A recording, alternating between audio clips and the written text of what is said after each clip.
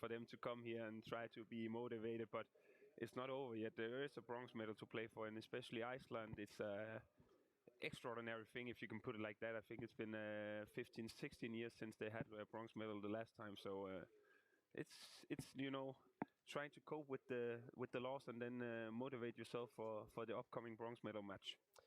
Just in case you guys are hearing this, well, now I see it. I think now we are actually live. We have been live already. All right, now I just see it here on my screen as well. So for the guys coming in later here, we are at the media call, and I do think that we are getting our first guest already. Being tired, and super excited. it is one that we had in the podcast already. He was crowned as... I think it was... Good morning. Was it Sexiest Man Alive 2024 or what was the topic? Do we have a handheld microphone for Philip? That would be amazing. Just a second. I mean, that's the most tired man alive. Yeah. One second. We will... Here you go, Philip. No, absolutely. No mocking you, but you do look a little bit tired today. That's strange. A lot tired. Yeah, I mean, it has been a long tournament for you guys, for everyone as well. Maybe to sum up the tournament in general, let's go through that a little bit, piece by piece. Did you expect to be here on the final weekend when you started the tournament? Yeah, we always aim high. You know, we are Croatia. We have tradition. We have a lot of good players here. And of course we believe in each other, and we strive always to get the medal. Yeah, and there was one drive for you guys. We will start with that just straight away for the people out there to know. Rasmus Boysen is a quite familiar name with you guys right now. Martin, you have all the insights to that story. No, I just heard that, it's a way of motivating yourself. He said before the tournament that it was probably going to be a disappointment, and then they put up a note, and I believe actually also... Is the guy from Denmark? Yeah, it's a guy from Denmark. Actually, also Kasper Witt. I think Kasper Witt also commented that. You know, some people maybe had their doubts about Croatia, and for them to motivate themselves and put it in the locker room. I don't know, Philip can maybe confirm it, but that's from what I heard. And obviously, it gave them a little bit of a boost since they were in the semifinals. We were supposed to be a disappointment this year, but here we are. Tomorrow we are fighting for the third place. So. Yeah. I think Rasmus made a mistake underestimating us, and I think so. Yeah, you did. I would just ask you to hold the microphone a little closer. So if you guys out there in the chat have some questions, please feel free to let us know here. But yeah, so it was right that you guys put that one up in the locker room. Yeah, it's true. Where exactly was it? In the meeting room, in our meeting room. It was on the front door. Every time you go in, you go out, you see we are a disappointment, and it just motivated us to... But that's a Balkan thing, you have to know, it's us against the world. It always goes like this. If you don't have this one, you're not motivated to play. So you have to really be against everyone. And then you see the results are clear. So, I mean, well, it's always nice to have this one, honestly, because, I mean, you are proving them wrong, but indeed, I mean, you're doing for yourself at the end. I think they're the most proud now team, because many people said that they're not going to be here. But at the end, I mean, it's a great result. You really have to be proud of everything you did. Thank you. And the character you showed on the court, it was beautiful to see. One more. Yeah, really. Then we celebrate. Yeah, I agree. Especially the character that you guys had after the loss against Sweden. So that I feel like it was one crucial moment in the tournament. It was still in the preliminary round. I was interested in how was the team dynamics after that game. So did it change anything in the team? I think that our main character is our mental strength, and we are always able to bounce back after the loss, to talk about everything what went wrong, to what went good, what to improve, and tomorrow is a new game, new challenges to overcome, and in that way, I think that's our main strength, our mental strength.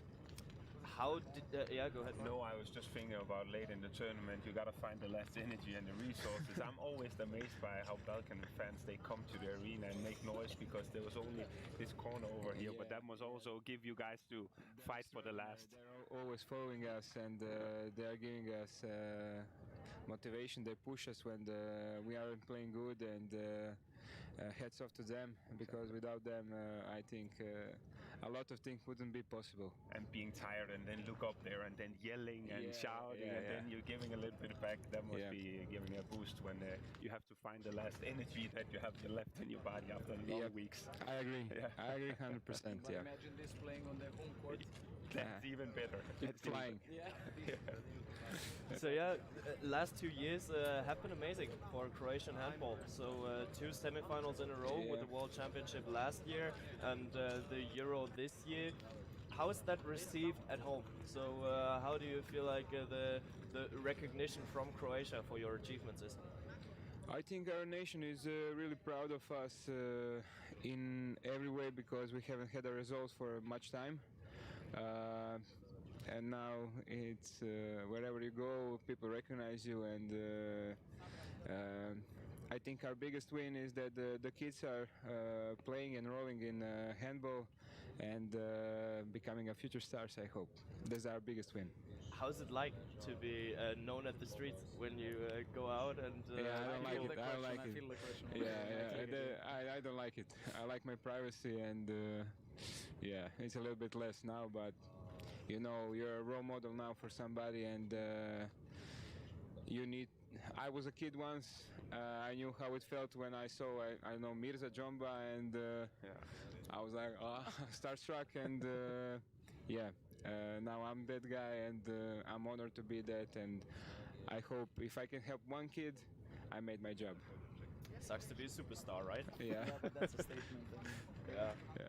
Yeah, absolutely. It is good that you guys have the impact on the kids, and that's actually a good topic, because I was willing to talk with you guys about the handball culture in your nation, the handball culture in Croatia. When was it that you first got in touch with the handball? First grade in elementary school. A lot of kids were playing on the concrete. I'm that old. I was playing also on the concrete. There where it all started, and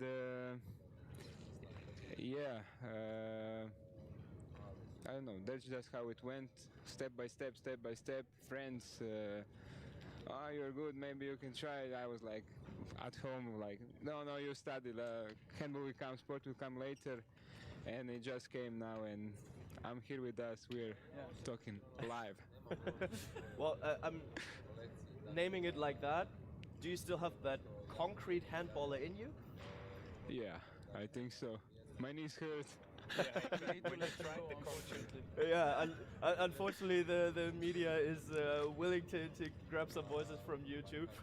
But yeah, great to have you here, and enjoy the media day. Just one luck tomorrow. Thank you. Always a pleasure. That's what I wanted to say as well. So enjoy the match and enjoy the bronze medal. I'm going to sleep now. Sleep well. Thanks again, Philip, for joining us. Thank you. Thank you very much. Really much. Thank you, Philip. Cheers. Ciao. Yeah, more of Philip Glavaš is to be found in our podcast, The Spin We Talk Handball. We had him there. Martin, how long ago is it? I don't recall, but it was you and me, I believe, together with Philip. It was a good episode, actually. No, maybe more. It was right after, I think, the World Championship here. Philip was very hot topic back then, you know, always because what you said of not only the looks, but also because there were rumors back then of him staying in Zagreb, going to Flensburg or whatever is going to happen, because he was proving himself that he's a quality right wing by that time. But you're challenging me here to name the exact date when it was, but it was a good episode with Philip. But I'm talking with him for the first time now, and I mean a lot of things to hear from him. Really nice chatting with him. Yeah, I do like him a lot. He's a great guy and a great player. Yeah. It wasn't enough yesterday. Let's open the talks a little bit about the match yesterday. A very intense game it was, especially in the first half. In the second half, Croatia wasn't able to hold the pace of Germany, or how would you put it? I would say it like that, but I do think that the biggest problem was the opening of the second half time. I mean, in my opinion, Croatia didn't find the right tactical approach. I think they did what German wanted, what Germans wanted, and I mean, I would say that they were pretty passive in the attack. They were easily stopped, and they were trying to find a solution over the double blocks in the middle of German defense. And I mean, it's hard for anyone to do that and to go through the middle from in German defense. So, but for me, I mean, still we knew that Germany somehow is stronger. Even though I think that Croatia have some things to think about from that point of view, because I mean. You have to be somehow better and not to have that long crisis because they were pretty long in the let's say a very dark zone of 10 to 12 minutes without any solution, and that's a lot in this kind of matches. And you cannot afford yourself not being precise, let's say, in a 12 minutes of the game. Especially because the backcourt suffered some losses Yes. throughout the tournament. One major loss, especially when we're talking about those blocks in the German tournament. Thanks As for joining. we are getting the Ciao, Hi. ciao. Dobro ti? Znam sve, jasno. I'm gonna give Yeah, you yeah, this one. Pitanje su. just continue in Croatian. It's fine. No, I just asking me is he good, but I know that he's not. I mean, Yeah. also physically, and it's for him is that. Question. Yes, Yeah. it's hard. Yeah, it's hard.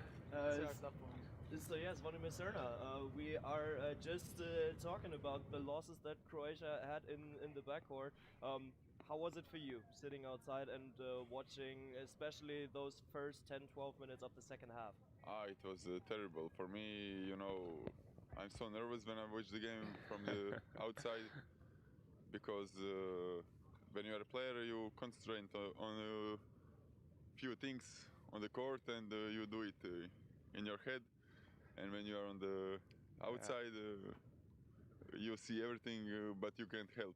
Yeah. So it's frustrating for me. Sometimes it's even more tough to sit up there because No, then you it's more cannot do tough. anything. No, Yeah. Once you're on the court, then you can control some of the things and you bring control the some power. things, but from outside you can help. We have been having a close look at the game where you pulled your adductor muscle. Was it in the first half somewhere? Because we have seen you breaking through on the left side, expecting the contact from Blas Jans, and that one didn't come, and you slipped away. Yeah, I slipped away, but it was another thing in my Okay. hip. I feel something, but it was nothing. I continued to play, and later I jump and I felt my leg, and it was over for me. I felt so much, and I know at the moment maybe it's over. Tournament is finished for me. But you did amazing tournament, so still you have to be proud of. Yeah, we play Definitely, I good. mean- I play good also, but I know it's tough. I know but it's you tough. know No. it is most important for me that we win tomorrow. Yeah. And we go home with the medal. So Of course. you know when you are four, it's know. so bad feeling, and you forget everything and good and bad. When you can go home with a win, it's It's different story. So the motivation is still high to Yeah. go out there tomorrow and give it your all.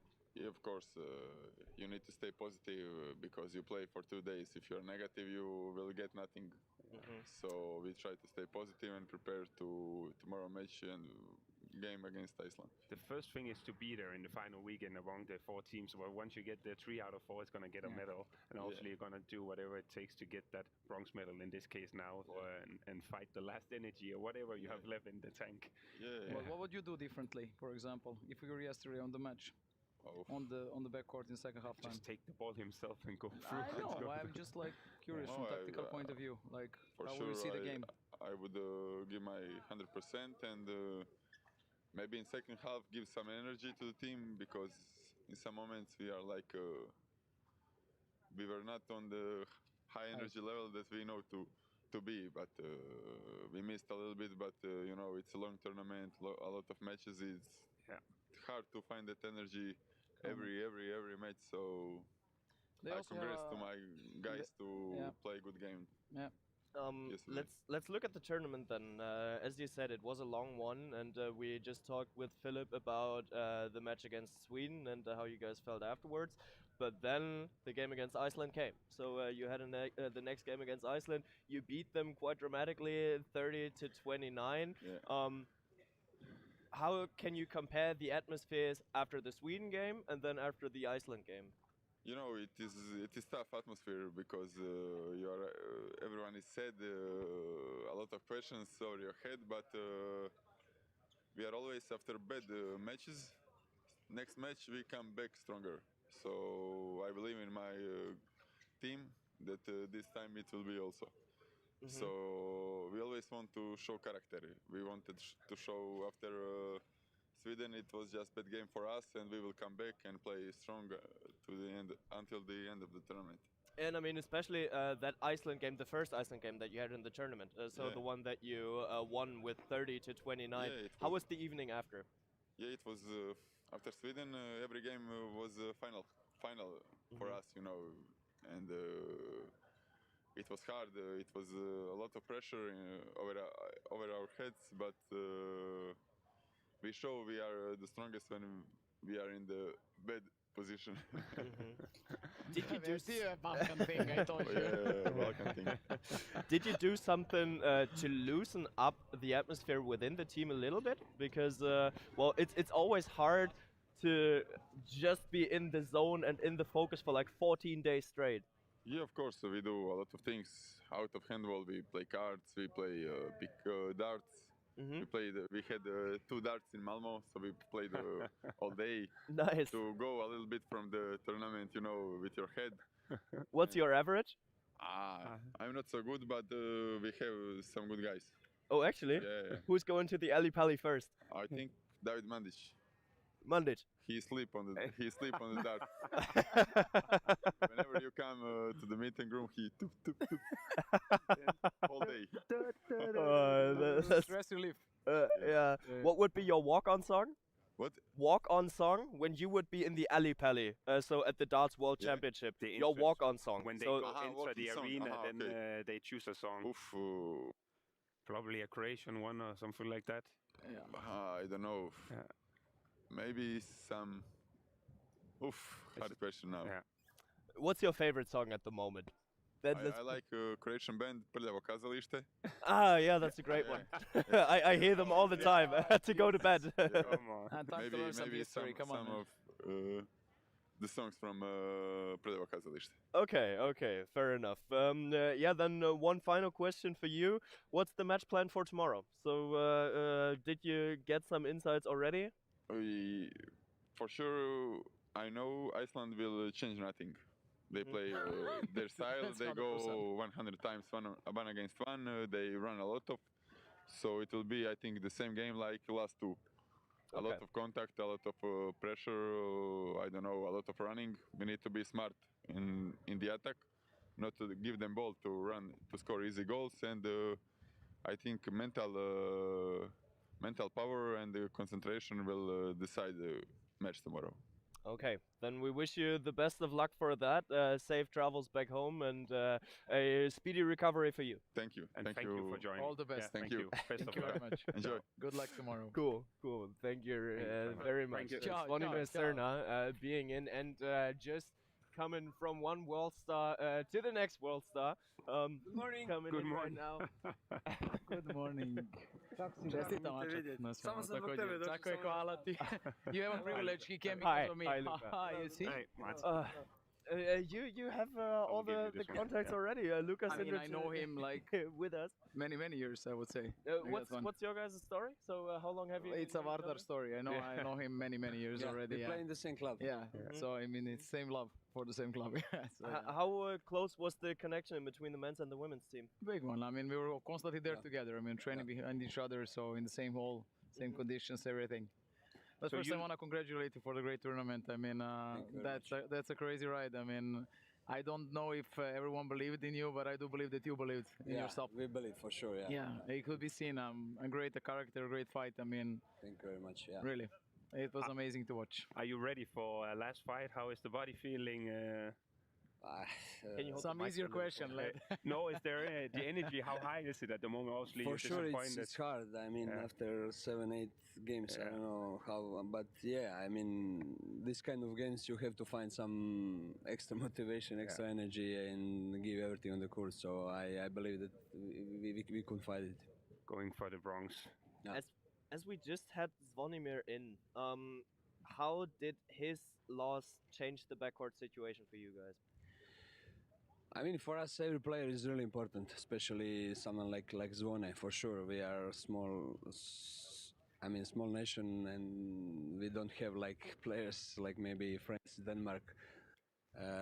But yeah, I mean, somehow we have to put some new players to the game, and everybody step up and show character, show really good game, really good performance. So yeah, I'm so proud of the team. Everybody we are fighting, like Andrea said, we fighting every game, give everything there, and maybe we don't play the best handball, but yeah, maybe we are fighters until the last second. Yeah.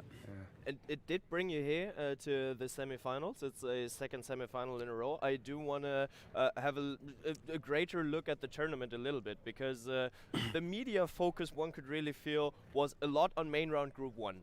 Straight from the start of the tournament, everybody was like, oh my god, is that the best main round group ever, with Germany, Denmark, France, whatever, you name it. Did people sleep on main round group 2? Because it was a feast to watch you guys play handball.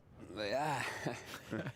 I mean, for us, every game in main round was like final. We lost against Sweden in the group, and after that, we knew that we cannot lose one more game, because for sure we will be out for the semis. For this reason, every game we put focus like it's the final, like it's the last game. So. And we did really good, and so every game was like, maybe you saw that every game was close, tough, and because I think amazing teams was there also. Maybe not like Denmark, Germany, France, but also Iceland, Hungary, Slovenia, Sweden, amazing teams, and every game was close. So yeah, I think we played in the crucial moments really good. So this is maybe for us. Was there a team surprising you?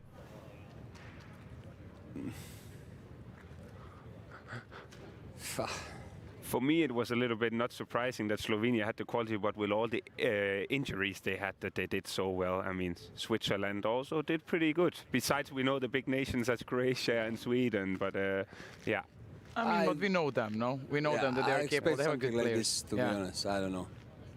Okay, so well, that Switzerland stepped up. I mean, you guys beat them by 4. It was a 28-24 in the end, but they had some massive results. 38-38. Was it against Iceland? I think their draw.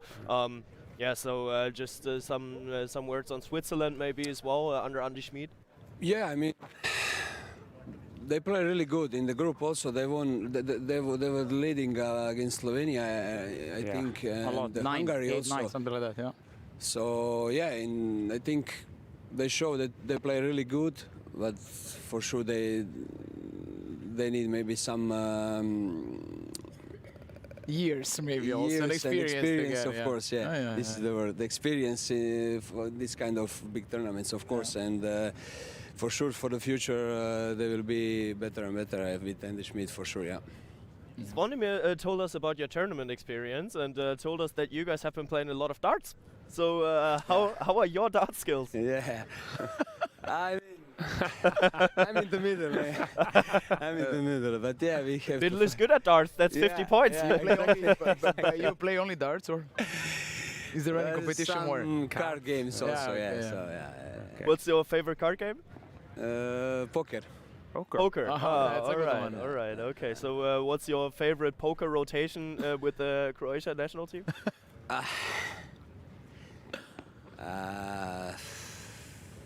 I mean, I don't know what to say. I mean, then who's the worst poker player? I mean, in this tournament, because every tournament is different, of course, depending on the luck. But this tournament, David Madic is the worst one. But yeah, But he was the best dart player, as Dana said. Yeah. You can't dance on all weddings, is what they say. All right. Our time is running out with you, but thanks a lot for having me. I have one request. Yeah. You can make some beautiful assists for all of us tomorrow. Okay? This is where I enjoy the most. For you, honestly, yeah. For you. Only one. I'm asking for one only. And good luck tomorrow. Yeah, Thank good you luck. very much. Enjoy the game and Thank you for rock it. joining. Yeah. Sweet. Yeah, then Lucas Indrich is closing down our Croatia talks here. Thank you very So much. thanks Appreciate once it, guys. again. Thank you. Jel nije bilo for teško, best of dođete. Da nije bilo teško. Money. Hvala ti. Svu sreću sutra i znaš šta mislim. Da je malo još, Have been playing. još vremena. Thank you. Ajde. Thanks a lot. Ciao. Thanks a lot. Yeah, and with that we move it over from Croatia up until the next team. We are having a focus on Iceland. And there is now. a super woman star finally. Someone from a female handball can jump in. That is the problem when you're having content with Andrea Leckett. She knows each and everyone in the handball world, and each and everyone in the handball world knows her. We are live, So so be we are careful. really- No, it's okay. Yeah, It's no, what she you can say wave. to the- She's extremely famous person. Just for our audio listeners, Famous. Who was your little It was interaction there? Isabella Gulden, one of the best players in the history of women's handball. So I mean, she needs to have a different treatment, definitely, than the others. But she's also a co-commentator for a Swedish national TV. So it's also nice to see ex-colleagues on the court being in this role. Well, you say ex-colleagues, but you are still colleagues. No, right oh, now. you're right. Also, we are now colleagues indeed. yeah, Serious yeah. ones. Yeah. True, true. Yeah. Yeah, we've seen that yesterday already. Bella Golden Yeah. for TV2 in Sweden. And yeah, how is it to have those connections still when coming to the Euro? I mean, of course, as a former player, it's always like, you have those tournaments, and everybody's asking, how is it still tickling to be down on the court? But it's a different kind of beauty to have these kind of connections within the media crew. It is. It is. I mean, it's very cute, honestly, because you don't, when you're, of course, training and playing all these kind of matches, you never imagine your life. Keep on talking. I'll try to fix your your microphone here. You never imagine, it's my hair probably, you never imagine these kind of things being, what's gonna happen after the career. But if people could see this moment, that's just a blessing. I'm blessed because Bengt is just making my hair. Yeah, it's my better mic now. working. Is it better now? Yeah, it's okay. Now it's up to my nose, I mean. It's not entirely better, to be honest. I might actually have made it worse. I'm sorry. But about Martin that. can talk. Yeah. But in general, just amazing to. No, have it's because you're keeping your finger on it. But I mean, maybe it's something that we will look into before we start next time. That we have Might more. be, Yeah. might be something. It that's is what it is now. You still look good, Andrea. Thank you very much. I mean, I appreciate it. Yeah, you do. No, it's just, doesn't go. Your head is just not made for it. Your head. That's definitely, I should just. Yeah, I would just think. we're just gonna get you off air for a second here, and are focusing on Iceland for a little bit, because Iceland has been having an amazing tournament. It is the first semifinal they had in 16 years, and we have been talking a lot about it. That the need for this semifinal was big, and you could definitely feel that on the court yesterday, Martin.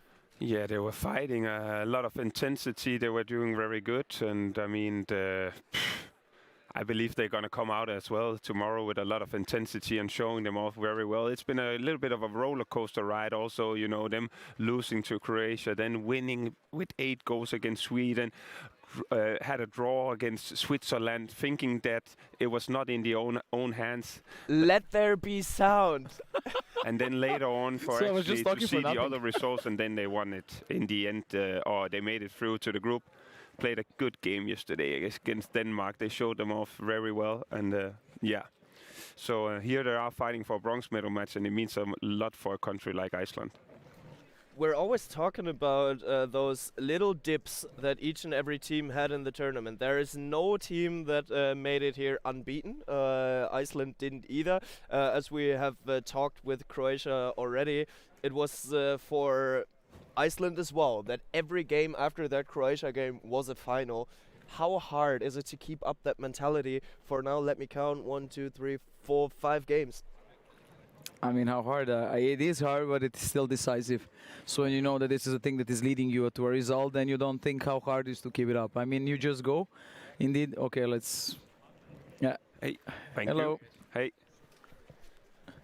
How's it going? Having the first Iceland player in. Yeah, we've just been talking about your guys' tournament that you've been having. And after that Croatia game, every game felt like an end game for you as well. So every game felt like a final. How difficult is it to keep up that mentality for like 4 or 5 games?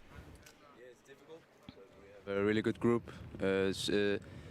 Really strong mental players in the group that are leaders, and yeah, there are ups and downs in this game, but we managed to always reset our mind, prepare for the next game, and yeah, like you said, every game was a final game for us, and it turned out to be good. So how's the mindset like today? I can only imagine that yesterday it was tough finding sleep there after a very intense game against Denmark. Yeah, so how's the mentality 15 hours after the game? Yeah, of course, it was tough yesterday. After the game, we were disappointed. We wanted to go into the final, but then straight after the game, we said like, okay, this evening we are gonna be sad or something like that. But straight when we wake up today, we are gonna focus on the next game, the bronze medal game. It's a big game for us, and now we are starting to prepare for that game, and we are really focused on doing well in this game. For me, it would also have been different if Iceland didn't perform very well yesterday. I think they showed themselves very well, and the intensity that they bring. And I think for a country like Iceland, they always showed out this Viking warrior mentality whenever they enter the field. You playing for the badge, and they can be proud of themselves, especially in the beginning, leading 6-3. Denmark, Saustrup and Hall getting 2 minutes suspension. Imagine if they had another one on one of these, and or if it was a red card, I don't know, against Viras and Saxos then in the beginning there. But they played a good match. It would have been different for you to play the bronze medal match tomorrow, leaving the semi-final with a bad performance. So I think shout out to Iceland for doing a good job, and in that sense you're also coming into the bronze medal match with belief that you can get the bronze medal. How are the people reacting in Iceland? I think they're just proud of us. Of course, everybody wanted to win this game, but we were playing against the best team in the world, and like you said, we were playing good. We showed hard. We showed a really good game, but unfortunately we lost. But I think the whole nation is watching, and we feel that. And I got the goosebumps now when you said that. It's we're beautiful. just getting good support for now the game on Sunday tomorrow, and we want to do our best to win the game for us as a team and also for the people at home. Throughout the tournament, it's been amazing with crazy. Iceland. It has been crazy. People spoke a lot about Faroe Island with the spectators, but Iceland also had a lot of people coming to the games. We have great fans, and they always show up when they can. I think if we had enough tickets for us yesterday, we could have sold out the arena. Yes, I believe so. But, Probably twice or thrice, right? Yeah, I think everybody wanted to come here, but we only got a few tickets, but we feel the support from home. It's good. Actually, how do you feel that Icelandic handball culture on the court? Because, well, of course, the Faroe Islands have been quite an interesting story, but as we've been seeing throughout the tournament, there were like 3,500 people coming with you to support you. So, to put it in your words, how is Icelandic handball culture to be described?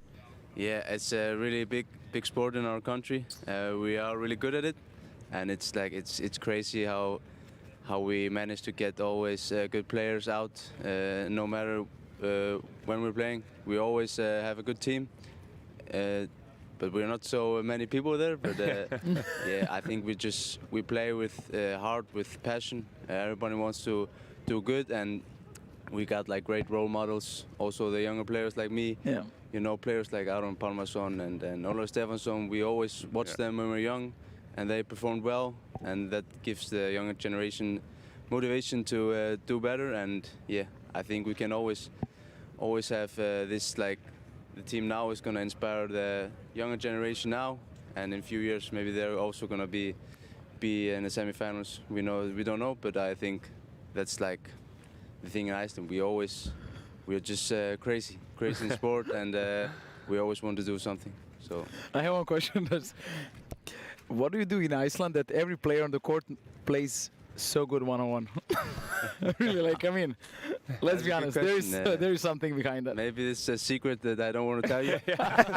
Obviously, you don't want to. No, I think you have to ask Gisli that. He is one of the best one-on-one players, but yeah, I think it's just... It's insane. We are, it's insane. we are not the biggest guys, so but we are very technical. So I think that's just something that comes from itself when you're playing young in Iceland. So yeah, I would say we're really technical players, and you learn it young in Iceland to play a good one-on-one. It's crazy. Yeah. I'm very sorry to do it, but we gotta rotate here a little bit because Andre, thank you very much. All the media is waiting for your voices here as well. But yeah, Andre Mar Rudason, thank you for having been around, and congratulations on a great tournament. And good luck tomorrow. Good luck for the match tomorrow. Thank you very much. Thank you. Bye. Thank you for your time. Good luck.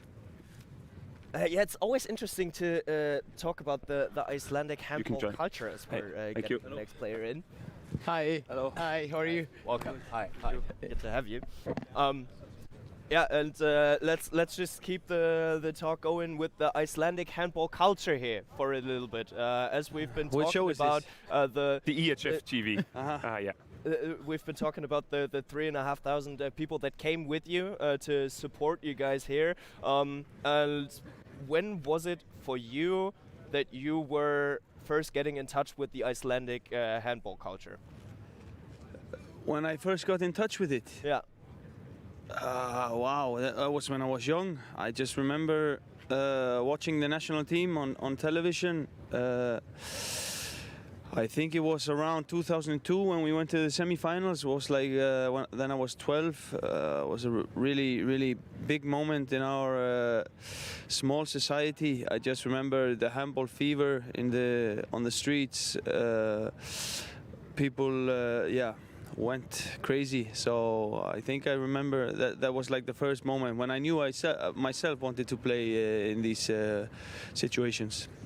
It's Bjarkima Ellison with us here right now, just for the audio listeners. Martin, yeah, you No, I just wanted to actually ask, because you've been playing a lot of the last championships yourself, maybe on the left wing. In this tournament you had a little bit more rotation together with Þorkelsson. How do you see this rotation, and that you have two quality wings in the Icelandic team? Yeah, I think we actually rotated good. But I mean, the speed of the game today is it's always getting faster. Yeah. You can even see how the Danish team is playing yesterday. I mean, it's crazy. So I think it's good. I think it's for me now. I'm 35, turning 36 this summer. A couple of years ago, I was playing maybe 7 games in 11 days alone. So it's good. I mean, we're a good team, and we are fighting for a much bigger thing than just some individual stuff like playing all the games and this. So it's okay. Yeah, okay. And I mean, for you guys, especially since you have been around quite some time, Snorri Stein Gudjonsson has now been around for 2 years, and I personally feel like that some things have changed a little bit when it comes down to passion. So we didn't talk that much about the Icelandic passion on the court in the last years, and now we see Snorri in each and every action that he's on the sideline rooting for you, that he's really, really passionate on the sideline. Did that change something within the spirit, within the team?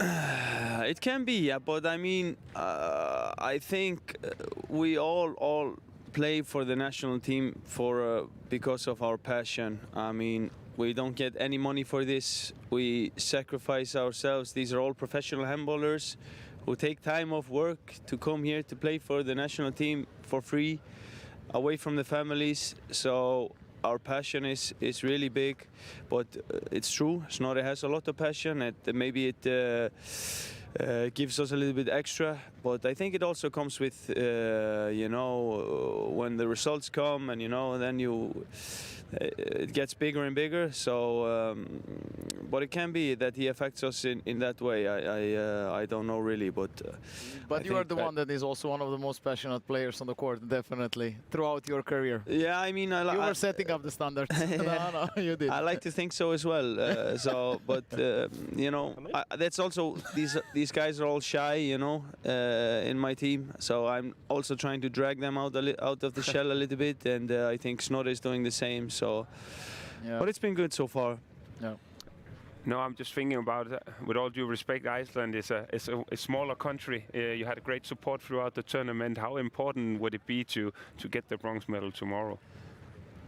I mean, it would be huge. It would be huge for us. It's not just a bronze medal we're fighting for tomorrow. It's all the pain, all the sacrifice, all these years of disappointment, you know, going in with high hopes and then screwing it up ourselves somehow, you know. So it would be a big achievement for us, for the country as well. I mean, we have 2 medals in the history, haven't had one in 16 years. Yeah. So for us, we are playing for much more than just a bronze medal tomorrow.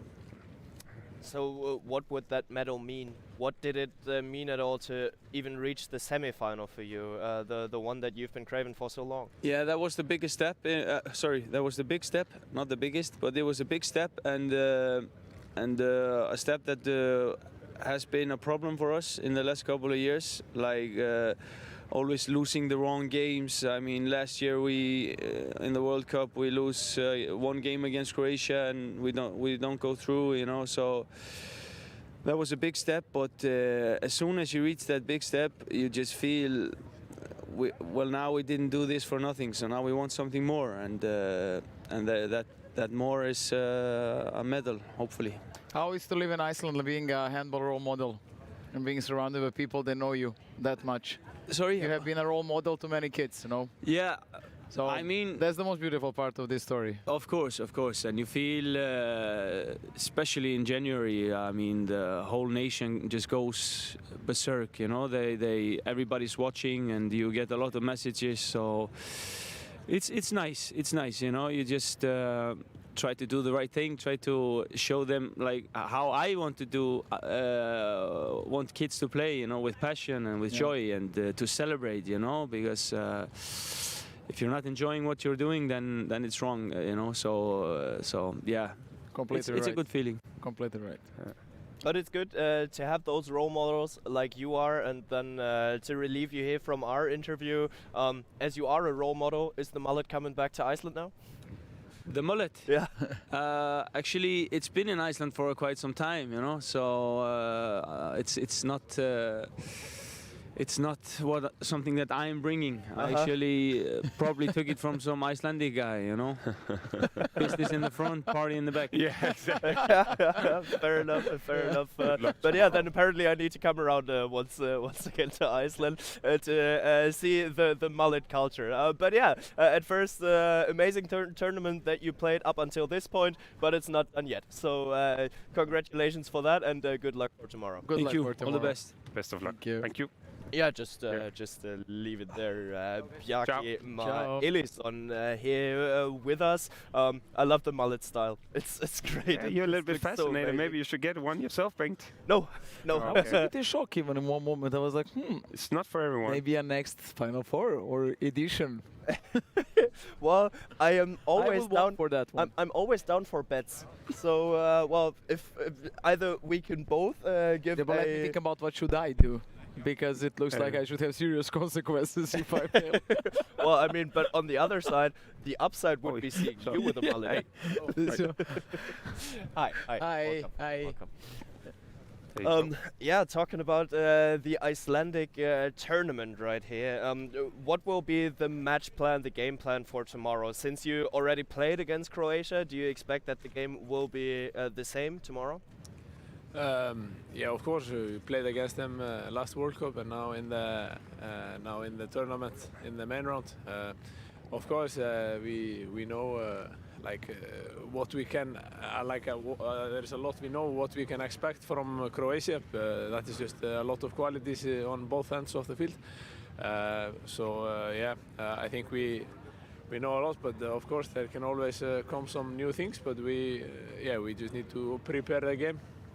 Orri Freyr Thorkarsson with us here. Martin, you wanted to No, I just first of all want to say, as you also said to the other guys, congratulations on a good tournament so far. You also played very well yesterday, you yourself and also the team. But speaking about also duels within the game, is it something that you practice a lot, or is it something that you like a lot, these penalties against the goalkeepers where you then scored a lot in the beginning, had the momentum, and then facing it all the time, all the thoughts running through your heads before you going up there to shoot on the goalkeepers?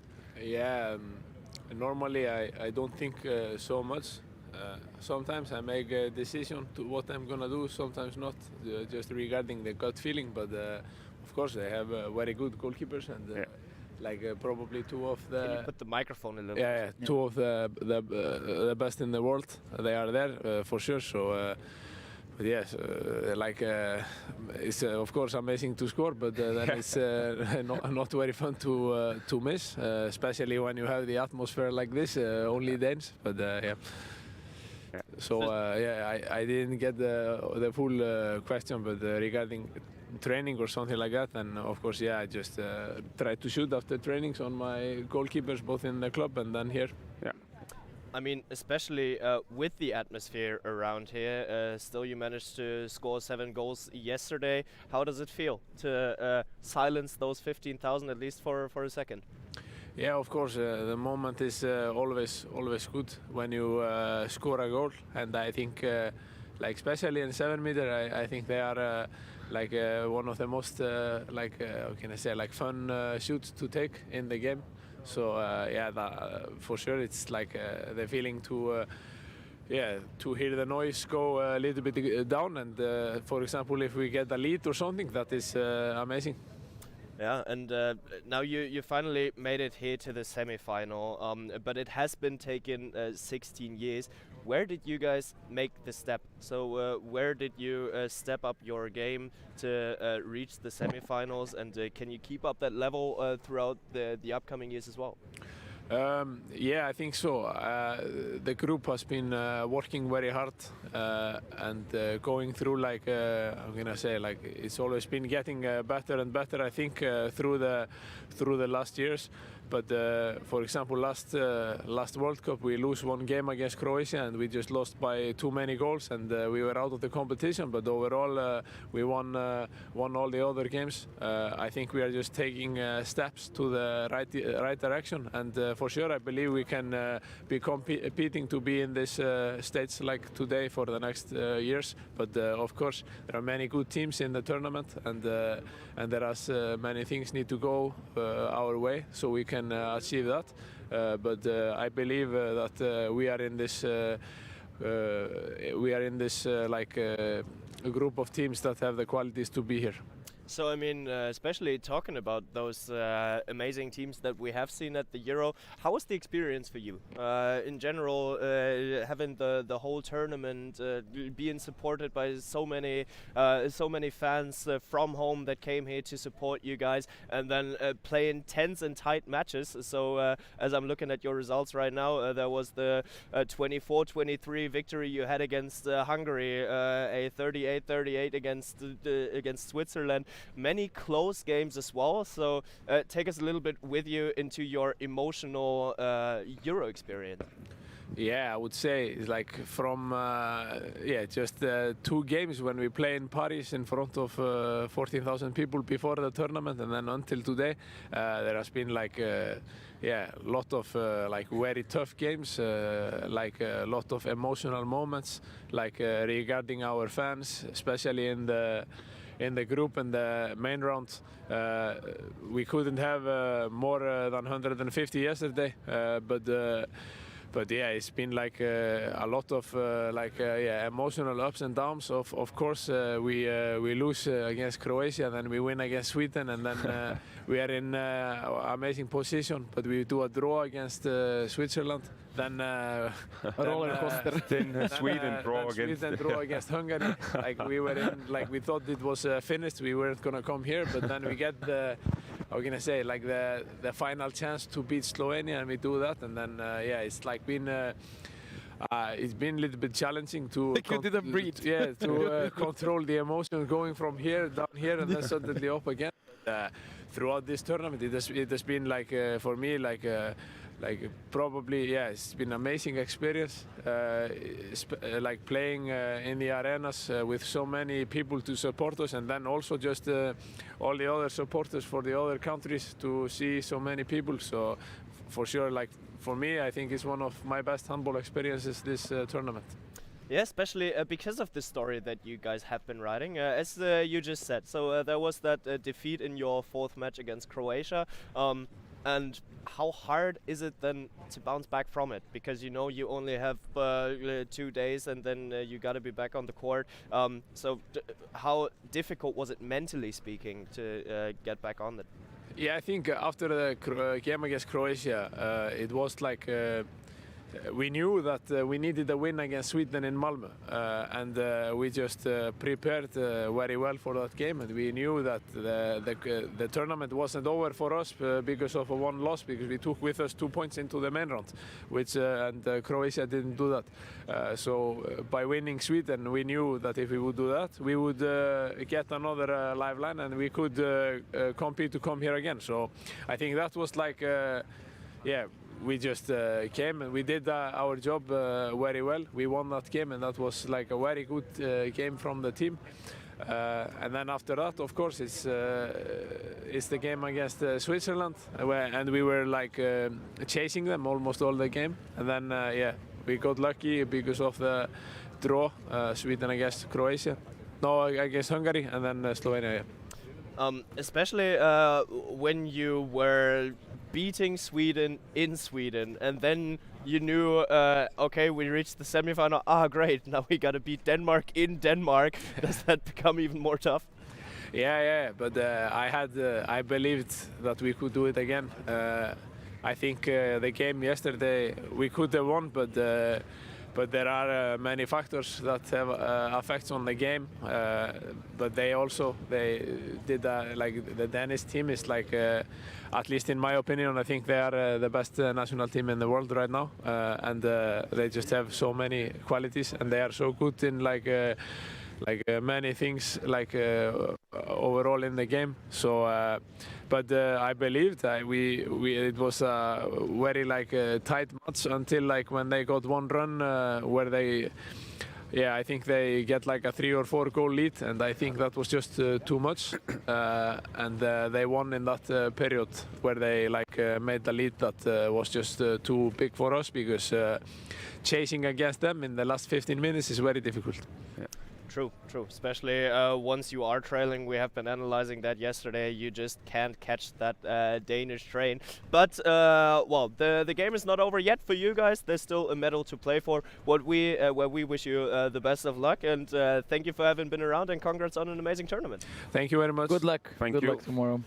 Best of luck. Yeah. So it has been 16 years since the last Icelandic semifinal. It won't take 16 until the bronze medal. What is interesting, talking to Croatian and Icelandic, you can see how hungry they are for this bronze medal. I'm expecting such a clash. It's so interesting because they all have basically the same statements when you ask them about the bronze medal match. Iceland they're talking about we are playing for much more than a bronze medal, so it means much more for them. Also, they can be a bit more hungry in the way that this generation didn't win the medal. So that's also different. Then the hungriness that you feel for tomorrow, it can be a bit bigger because Croatia won a medal just recently, and you're talking about the team who didn't win a medal, you know. So this can be a maybe extra factor for Iceland, being extra motivated. Indeed, physically, I think they are a bit stronger at Croatia.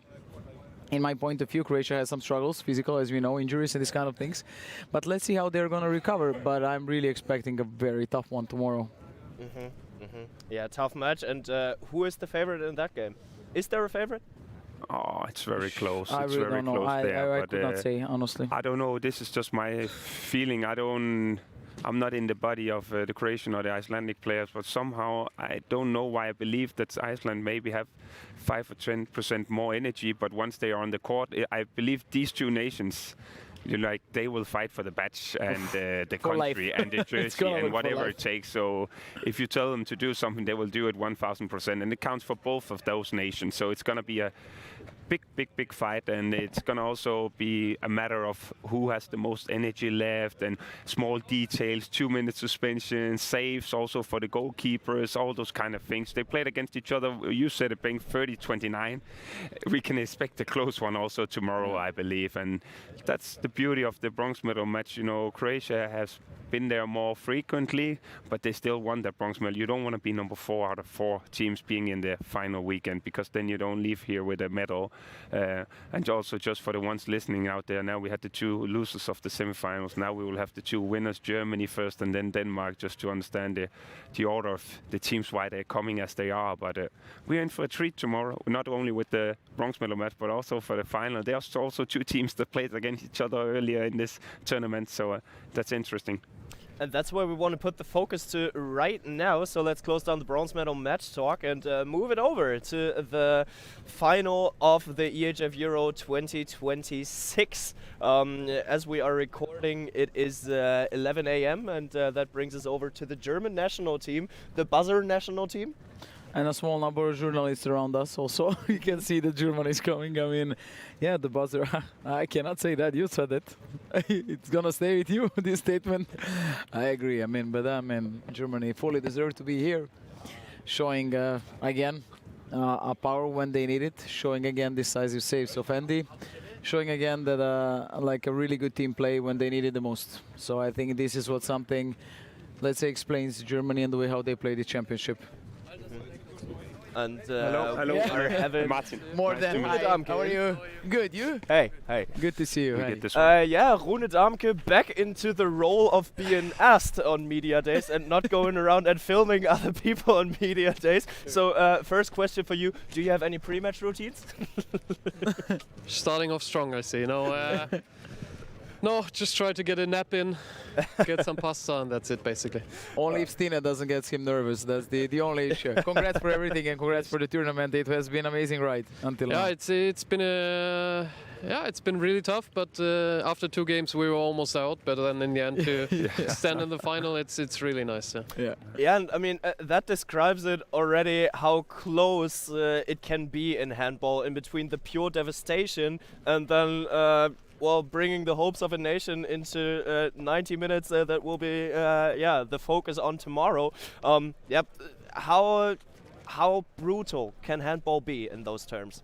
Extremely brutal. Like if Austria didn't help us there with this one extra goal, then we're driving home maybe. So it's incredibly small margins, but I feel every time you make it to the final, you at least have one story where it could have gone the other way. So it's incredibly close. This main round was insane. Nothing like I've ever seen before. And we came out lucky in the end. And I think we also deserved it in the end to stand in the final, which is also nice to feel and to say. And yeah, now we have our favorite opponent. At first, before we come over to the Denmark game, were you expecting that help from Denmark, especially looking into the direction of Andy Wolf? Austria. Austria.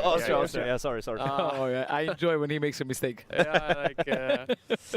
Andy played that perfectly.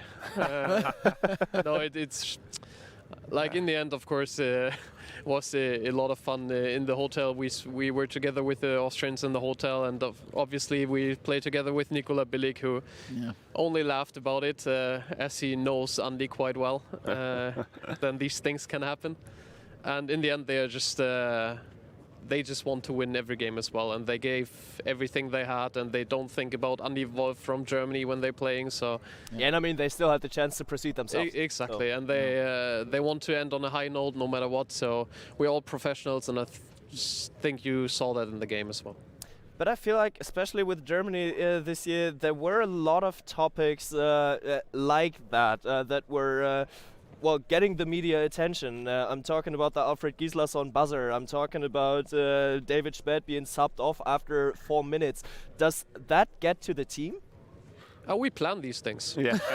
Also, the Alfredo they also planned that one. And Did you? thing, 7 versus 6, and it's a part of the game. It's a spectators game, you know. You have to get everyone It should be. involved. You should drag the attention. It No, should be. like Whatever half you of do. our preparing time is that. No, honestly, I think these things just happen, and it's sometimes it's funny, sometimes it's not so funny, but these things also make out a championship. Like every year, you have a couple side quests and side stories, and Alfred went to the locker room with a handmade golden buzzer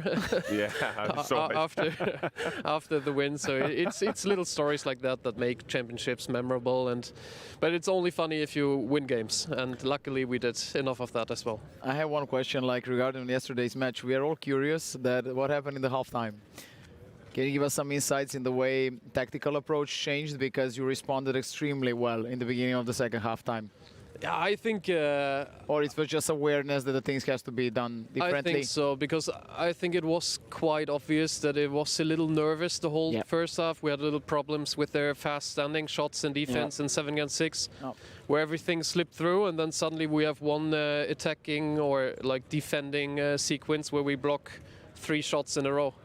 And then it's like momentum completely shifts, and suddenly we have the confidence in our defense, and we feel like we're suddenly 2 men more in defense, and then in the end it's gets so easy, you know how it it looked is. like that. No, it looked like that. That's crazy. It looked like that. +5, +6, but also like the last minutes, we feel we have everything under control. Then they make 2-3 goals in a row, and we're like a little, what's happening here? So that's a funny part of handball. It's not often the same player blocks 3 times in a row in the defense as Justus did yesterday. That was that was crazy. He probably told you already if you have forgot about it. I don't know how it is, but 3 times in the same. And even Yuri got a block. So I don't know what the more I commented that. I don't know what's more special. But I want to come back to what you just said, that there was that phase where Croatia was coming close to 2 or 3 goals once again. And if we're looking into the direction of Denmark, they didn't have those phases in their crucial matches. And I feel like with Germany, you don't get rid of these things. So whenever we have been watching all the Germany games, against Austria it got close. Against Spain, well, of course, a big nation, but 2 goals only. Then Norway got close again. What is it in the team that you can't get rid of those phases to seal the deal in the 40th minute already? I think this question is better answered by saying how special Denmark is, and not because I think for every other team it happens like that quite often, that things go a little in waves. You perform well, you have 10-15 minutes where you're really on your highest, and then it goes a little the other direction again. It's basically just Denmark who just always puts one on top, go after. It seems like they have so much fun in destroying the opponent, so they never let go of the pace, and I think that's more special than seeing other teams having more like a little more up and downs throughout the game. I could not more agree with you now, because on this level it's really hard to seal the deal. I know that you Germans, you want to see that one, so you can relax and enjoy in the last minutes of the match, not to be stressed. But, yeah, man, I want to watch handball relaxed for once in my life. Yes, too. yes. I mean, he's a true fan, so. Yeah. But I mean, it's really hard, as you said it. I think on this level, I mean, they played. I never saw that kind of main round, never in my life. So I think it's just still amazing, really. I mean, also like these parts of the games are building the character of the team. One extra move, one extra thing in the last minutes of yesterday's match shows us that you can believe in each other. That's also very, very important. Yeah. So you're used to it. When you get used to it, that you're able to bounce back, I think that's one of the most important things in sport. When you know that you have this ability, I mean, it's a priceless thing for self-confidence of the team. Yeah, I agree 100%. Yeah. And that's maybe our biggest chance as well. You know, like keep it close, and then actually have maybe a situation where it's like 5 to 10 minutes left and it is close. That's something we know a lot about, but Denmark doesn't know so much about. And obviously they've been again the best team. They have home crowd advantage, but it can also put a lot of pressure on you when it's not decided after 45, 50 minutes, and you know you're the team who's supposed to win. Maybe that is our shot, to keep it close as long as possible, and then see if we can make a fight out of it. in some sense, handball can also be very simple in terms of you having a great defense, getting some saves for the goalkeeper, and then you run counter attacks, for example, in terms of this closing the game. So you get a 2-minute suspension and you lose that 1-2-0 or whatever, and then in the end, obviously, you want to have the gap in the end, but it's not always that simple because the opponent also want to close the gap here. But I agree with the disappointment because all eyes is on Denmark, and before the tournament, people were saying, okay, this is the last title that Denmark doesn't have at the moment. They won it, and they're playing in boxing in front, even though I believe the German spectators also doing good once they are here, but the pressure is on Denmark. But I also just wanted to ask, obviously you're not going to sit and say it, but have you then looked into alternative, because the last time you played against Denmark, they have won it. So is there something else that you're looking into change or taking some part of each games and then, for example, use that for tomorrow? I not expect you say specifically, we're going to do this. No, obviously we didn't have much time yet since we're here to talk about it, to talk about specifics. We know that probably when we play 5 games, we're going to win max 1. Yeah. But our hope is a little it's going to be this one. That is going to be tomorrow. You know, we've had some finals against them, and we had test games against them, and it is obviously quite hard. But I think the sport has also written more crazy stories than. Hi, welcome. Hi. Hi, Niels. It has.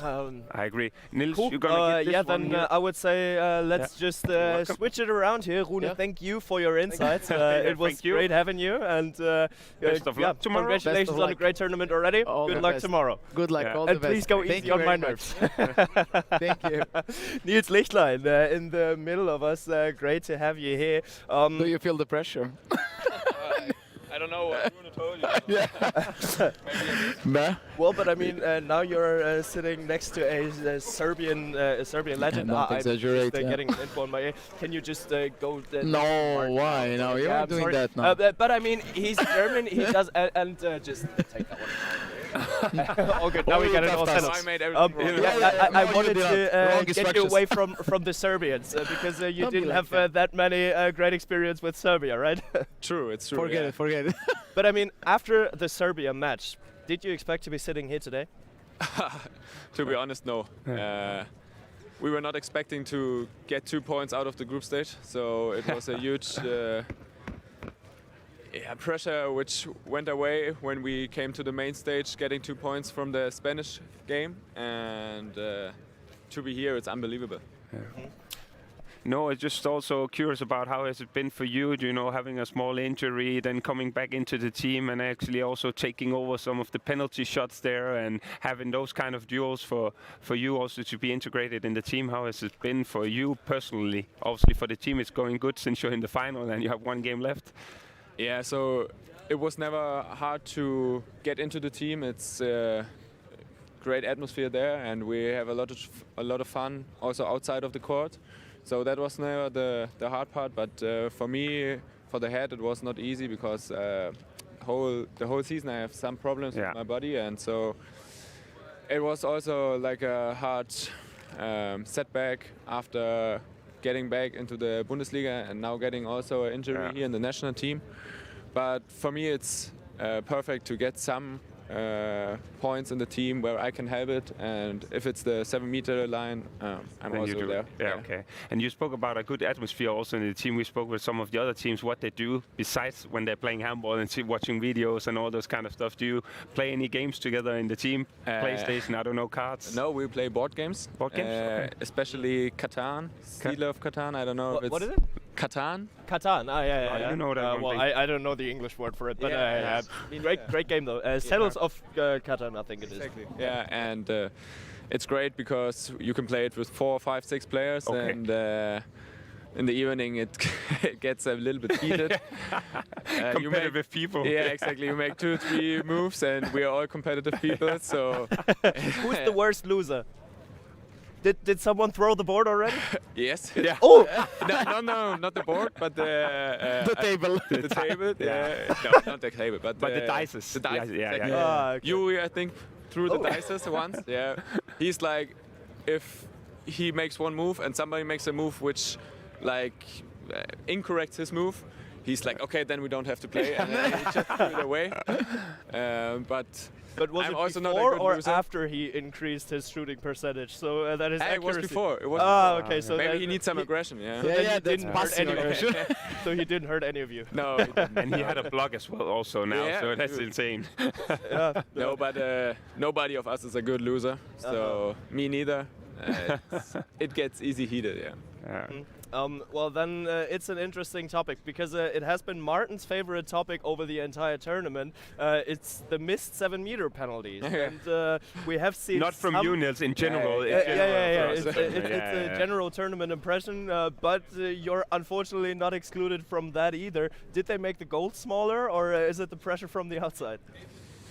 Or the goalkeepers That's a are good simply question. good.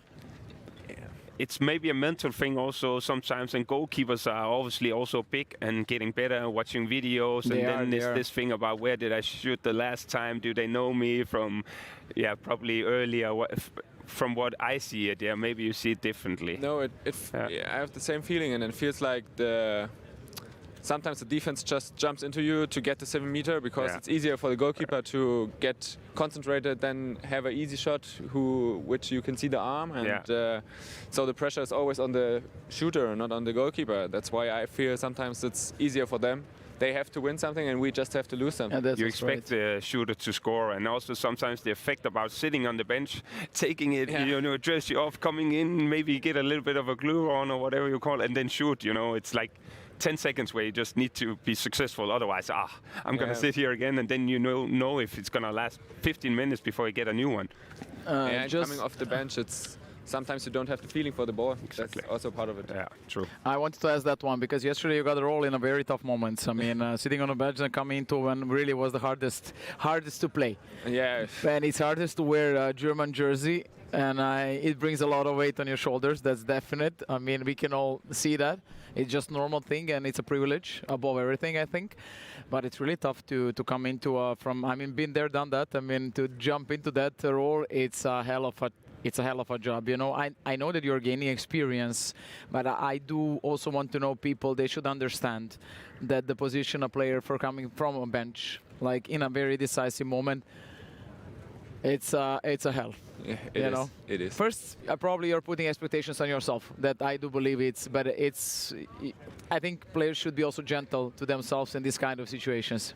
Yeah, but it's hard because everybody wants to help the team, and if this is the only part for me, it's, for example, trying to help the team and then you miss. The mic a little closer. It's always kind of the hardest to have your own opinion and your own expectations not fulfilled. Yeah, but I mean, I completely agree with you. But that's why I said you should be gentle with yourself because in reality, it's more than hard.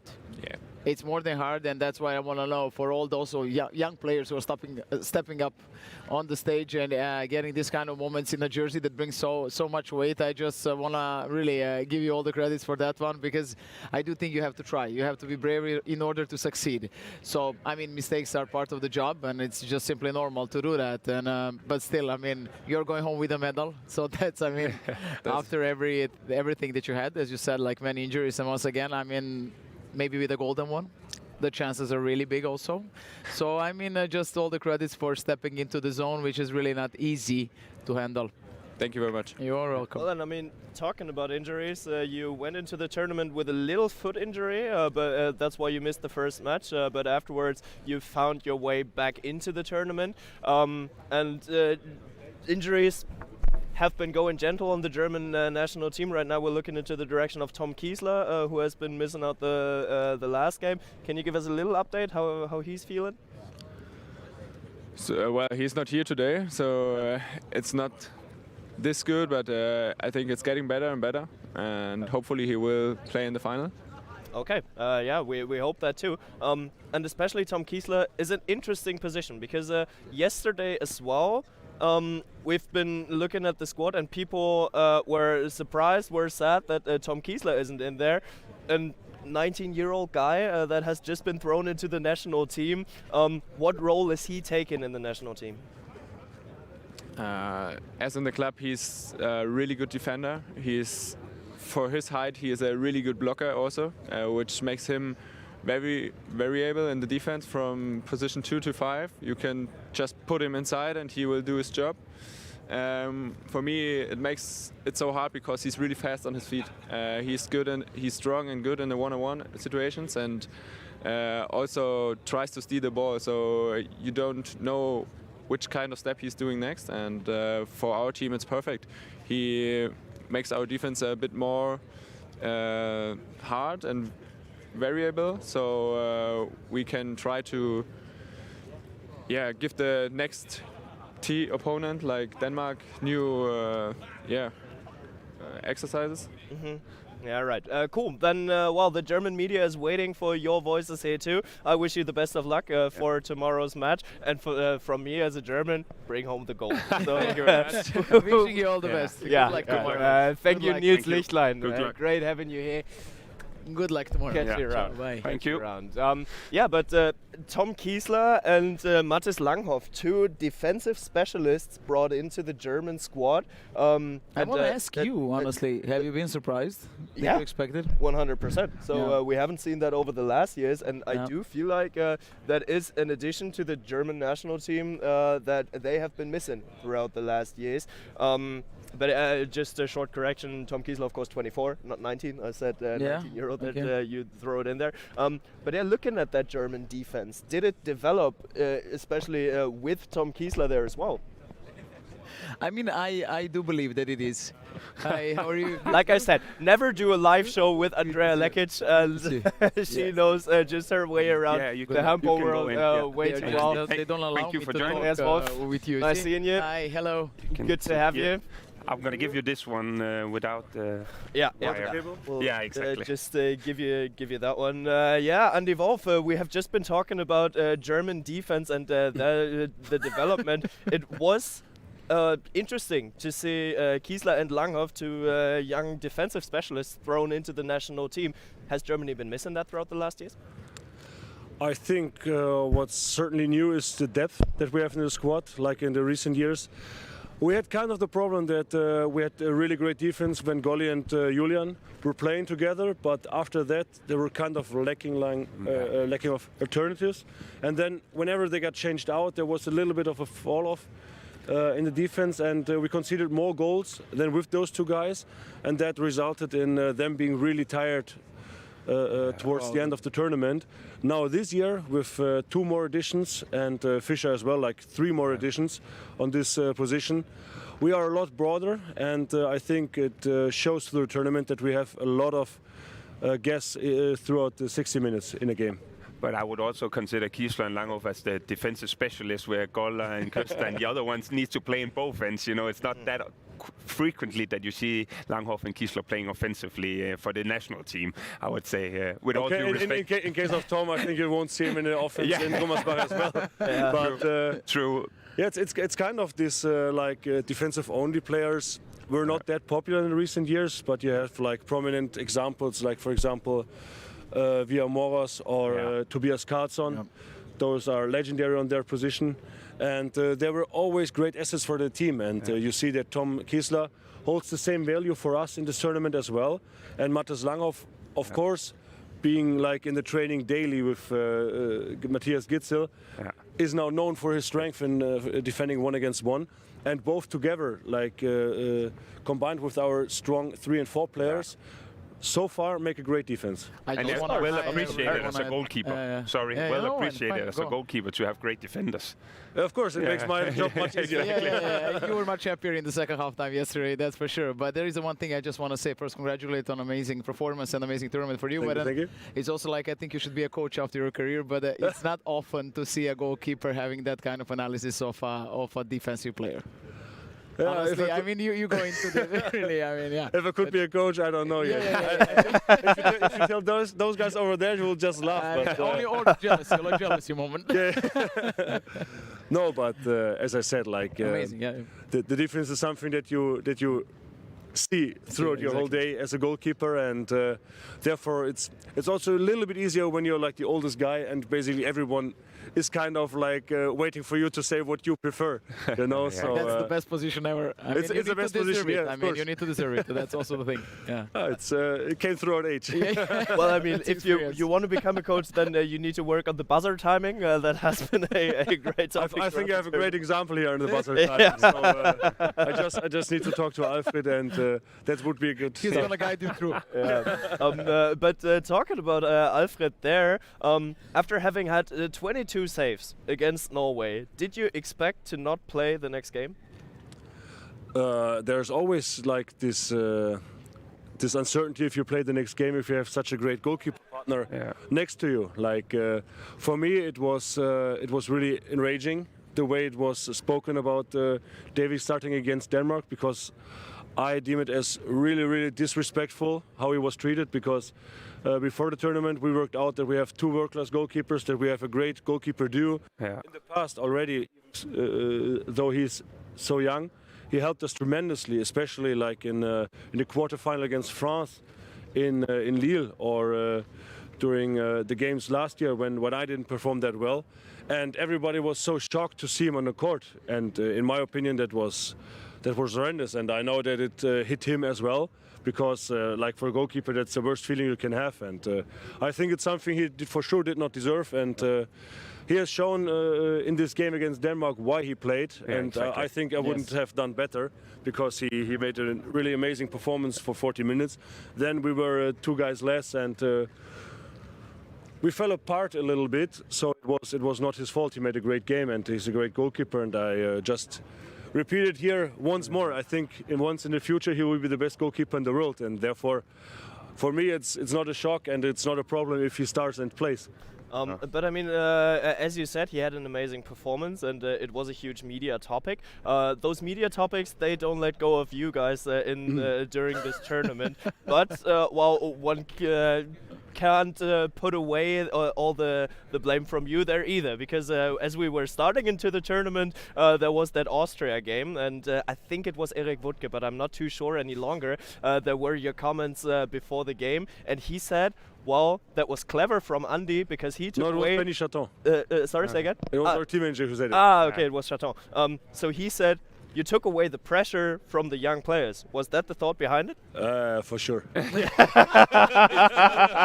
calculated. I'm known to be a great tactician. All right. We worked on already. I would be a great coach, you know, like all the technical calls. You should be thinking about that, I mean, honestly.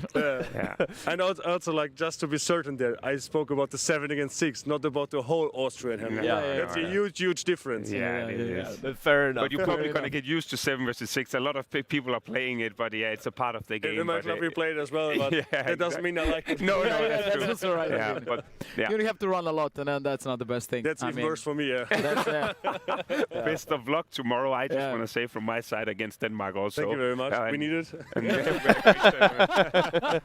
But we have full confidence in you. For me as a German, I trust in you. Thank you. Really enjoy the rest of the day. Thank you, you too. Thank you, Andy. Best of luck. All the best. Bye. Big Bad Wolf here with us today. Always great talking to Andy Wolf. I love his humor, Martin. Yeah, he's a great guy. You know, we also had him once in the podcast, and you know, I like his sense of humor. As you said, the view on the things, and he just says how he feels about it. And also, sometimes, as you say, you read one thing in the media, but to get the words from the actual guy and how it has been is also nice sometimes, you know. And I can tell you right now, damn, my hand hurts. That guy has a handshake. And to me, he was gentle. Well, nice. fair enough. Nice. Fair enough. To me, he was showing me why. But you, as a goalkeeper, also know how it is, because 2 years ago you played as a goalkeeper in the media tournament, which is also today actually being played. You gotta grab hard. Were you asked for the media tournament? I wasn't asked, even though that I won it 2 years ago. But I mean, I don't know why. I was asked. I have to say. No, me neither. They asked me. I have to say, we end our because careers I never on the played. top. No. Interesting. No, the only reason is that I never played. media tournament. I mean, it doesn't get bigger. They want the newcomers. Do you want to play Yeah, this of arena? course, of They course. want fresh blood. That absolutely has nothing to do with the achievements that you had, at least in They the year want the fresh. 2030. If they would know that I didn't touch the ball, they would call me for 7 months. Oh well, but I mean, if there's regulatories for mixed teams and you have to play at least one man and one woman on the field Yeah, to bring in Andrea Lekic, there's something there. That's also But I was really curious. I'm curious. Did our boss Clemens ever play this media tournament? No, I don't know if he ever played here. But I don't understand why. Yeah. Xavi played, I think. He's also rookie. Yeah, And Xavi is especially great at throwing goals from his own goal, but that's a whole... Chris O'Reilly also played it, but I don't know, believe if What he should will. they expect from the media tournament today? Great fun, and the pressure to defend the title, because 2 years ago, Martin and me, we won it. Yeah, together with Victor. Yeah. And Okay, Chris. but and the squad is looking decently, or But since now I don't have you too. I mean, Yeah, well, that's obviously a huge loss for you playing the media tournament. But yeah, so I think there's going to be an EHF team, and then there's going to be German media and stuff like that. okay, that's a serious thing, no? It is. It is. It's a super serious thing, and there's a lot to play We for. went into Huge prize money. I think there's $100,000 for the winners. And finally, each somebody player. appreciates the media. Yeah, finally. It went into penalties 2 years ago also, so it's very dramatic. What was Bank doing? Bank was in Saving goal. the final penalty. He was in I goal. was expecting this one. From volleyball, he's very well known, familiar with the net. True. So true. don't touch the net, so ball doesn't touch the net. It's fine. It didn't. It didn't. But well, not talking too much about the media tournament any longer. I wanted to come back to one thing that Andy Wolf was talking about, and that is the connection in between Wolf and Späth, that he immediately jumped in front of David Späth when we were just talking about, well, did you expect to play the next game? And he was like, well, how the people talked about David Späth, that was so reckless. Yeah, as he said, he's the only one, the most experienced one, and they are a duo. You need to remember that both of them want to play, but once the other one is on the court, you also want him to save because it's best for the team. So they take. I know that you want, but it's not always that easy that you get a teammate who is like that one. That's true. It's really not that often, honestly. I'm going to tell you. I mean, to have that kind of mental support, people want to support you, but they don't find a way to support you. I mean, he's the right guy to find a way. Mm-hmm. Yeah, and he is a true leader. Germany will need a true leader tomorrow in the final against Denmark. What is the topic for the next half hour? So we want to have a look over at the upcoming team. Martin, you have any information on Simon Hell?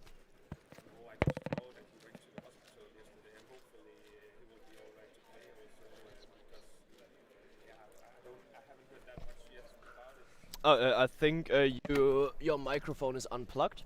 Let's just give you that one. He went to the hospital yesterday, and we don't know that much by now what the status is. But hopefully for Denmark and also overall in the game in general, he will be fit because they had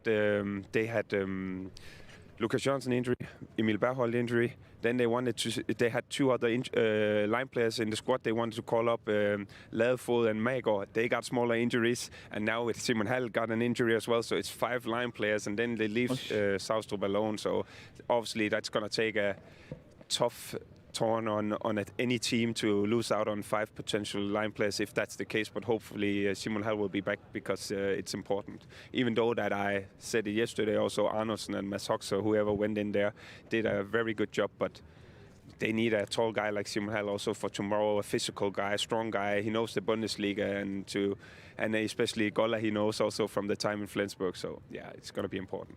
5 line players being injured, how does that affect a center back's game? I don't know, I would be crazy. Honestly, I would be crazy. I mean, it's a very tough situation to handle, honestly. I mean, you also have to plan in your head that if you think that you should pass and there is someone who is not a line player, but there is on a line, then you should make your game looks different. And probably, I do believe, what is interesting in Denmark, they are using a lot their line players to block and to make the space for a back player. So they're not getting that many balls maybe as the other teams, but they are having such an impact on the game that it's also insane. As I said many times for Saustrup, he's not going to score 10. I mean, he's never in position to score 10. He would maybe, but he's more in a position to make a incredibly big impact on the game by making the space for them. And what Denmark needs, indeed, like players who are going to make the space for players playing one-on-one, and they have all of them are just simply insanely good with that. So for me, in my point of view, I think they're trying to do the same, basically. Not to use them for passing, but use them for blocking and everything, yeah. But I mean, they did get their training session for that yesterday already, as we have seen. Right. I think it was Magnus Sagsrup and Simon Hell getting a 2-minute suspension within the very first minutes of the game. And well, even if there's no line player, they just switch to 4 backcourt players then. That is a possibility. Me and Chris also spoke about it when we were commentating yesterday, because once they had a 2-minute suspension, we were like, who's gonna play the line now? Who is it? Is it Mads Mensa, one of the versatile players that can play everything? Or But he went into the I don't know. lines when they play 7-on-5. Yeah, he was in there in the end. Yes, Yeah, yes. so it looks like that somebody had to step up and go in there, because in that sense, Mads Mensa is important for the team, because he will play whatever Nikolaj Jakobsen tells him to play. Yeah, Mats Mensa, a very interesting person throughout the tournament. As we have been talking about it, he was the guy to lift the mood in the squad after the Portugal defeat that they had. So Mats Mensa organized a table tennis tournament, I think it was? Yeah, it was. It's a big thing for the Danish players to have the table tennis tournament, and it's going to be interesting to hear who's actually winning it, who's the best one, and so on. Yeah. And well, how do you see his role in the team? So how important, what does Mats Mensa give to the team that no one else can? I believe he's very important, not only in terms of the experience he has, but I also saw in some of the other medias that they had to vote for who's has the best sense of humor, who's the funniest one, and they all said Mads Mensa there. So obviously, in that Bring him sense, to the show. Yeah, exactly. And obviously, in that sense, we need to remember that they play 60 minutes on the court, and it's very intense, and the intensity is very high. But outside the court, they need to get along very well, you know, have fun with each other, do stuff, and because they're away from their families, and it's a long weeks. There's a lot of matches, so it's very important to have a character like Mads Mensa and other people in the team. So, what's your guess? Who's the worst table tennis player from all of Denmark? Oh, who's the worst one here? Because probably you know the players quite good. Yeah, but Lasse Møller, from what I heard, is not the best one. Okay. Yeah. We are gonna. I heard who's the best actually. We are gonna dig into that in a little bit, but then let's roll up the Danish tournament for a second here. So Denmark started easily into the tournament with the 36-24 victory against North Macedonia and 39-24 versus Romania. Then came a Portugal matchup, basically starting off that main round for Denmark. And everybody has been talking about, oh wow, they're drawn into the main round with Denmark and France, but from the Danish perspective, they've been drawn into a main round with France, Germany, Spain, Norway, Portugal as well. A group of that. Yeah. So was the start too easy for Denmark and Portugal came in and had to knock them awake? I think if we like Rune said, the really nice sentence that every championship has its own story. Like basically teams who arrive to the final, they always have some extra special moment, and I think this was the moment for Danish team. They got a really serious warning in that moment, and as we were joking that they are humans, we came to that point. But honestly, I think it's really not easy to keep the tempo high throughout the whole tournament without any, let's say, defeat or a small failure. Call it as you wish. But in my point of view, it came in the right moment for them. Definitely. I mean, how they bounced back, and it was also it looks like a piece of cake for them, but it's not like that exactly. I mean, when somebody shakes your self-confidence, you go deep inside to ask what do you really need extra, you know, to be part of that one. If you need something extra, there's that guy that we get into the show, Lasse Andersson, coming in here for us. A guy that has been playing a crucial role throughout the tournament as well. But before we go into that, I asked Martin, who's the worst table tennis player? Because I heard you had a tournament. We start with the hard questions. Before the tournament, I actually was pretty sure that it was Johan Hansen. Because he was really, really, really bad. But yeah, I think he played so much that now he's actually stepping up a little bit. Up a little bit. He's coming in top 4, then he's back in top 9. We have a system where you can challenge the guys and everything. If you lose, you have to go back. He's also one of the guys who plays the most, but I have to say, some of the younger guys are the worst. Like, is there any Svein. prize? Is there any prize? We don't need a prize. The list we have with the pictures and the guys on the floor, if they lose too much, it's enough. We don't need more. I don't believe. But then talking about the roles of the players, as the media had it, was Mats Mensa organizing that tournament, and we've been talking about it as well. But maybe from the inside of the team, how important is Mats Mensa in those moments? Yeah, like you say, Mats, he's really important for us. First of all, for me, he's still a really good handball player. So we can still use his competence when needed. We use him a lot for sparring, also for the tactical, the feeling of the games. He's really involved. Also, when he doesn't play, he's one of the guys who's most involved.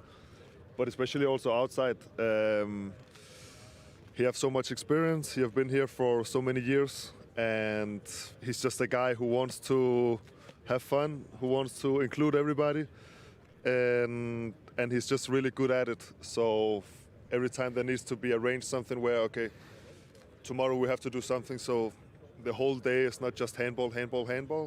He's often the guy who just arrange it and make sure that everybody is well.